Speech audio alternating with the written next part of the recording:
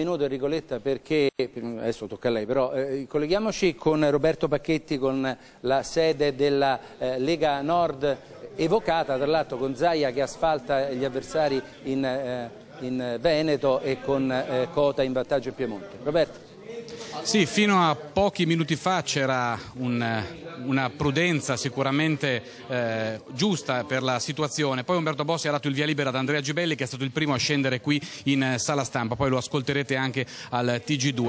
Gibelli sostanzialmente ha detto che i vertici della Lega sono soddisfatti di questo risultato, in particolare di quello del Veneto e di quello in Lombardia. Sta parlando proprio alle mie spalle. Gibelli ha in particolare commentato il dato in Lombardia perché la Lega sarebbe in vantaggio di 1 migliaio di voti sul PDL, quindi si profila, secondo le sezioni scrutinate, 1 migliaio circa, un sorpasso anche in Lombardia. E Gibelli ha detto che Bossi sicuramente non punterà i piedi, ma sarà un alleato responsabile, parlerà con Berlusconi sia del futuro assetto della Regione, sia eventualmente del futuro assetto del Comune di Milano. Naturalmente si è parlato anche del Veneto, i risultati non sono ancora certi e definitivi. Per avere un commento dei ministri della Lega si dovrà attendere, credo, ancora un'oretta, perché c'è molta prudenza. Il clima è di prudenza ma anche di euforia, composta euforia, perché il risultato non era così scontato, soprattutto in Lombardia in termini di voti, dopo i dati che abbiamo già sentito per quanto riguarda l'astensione.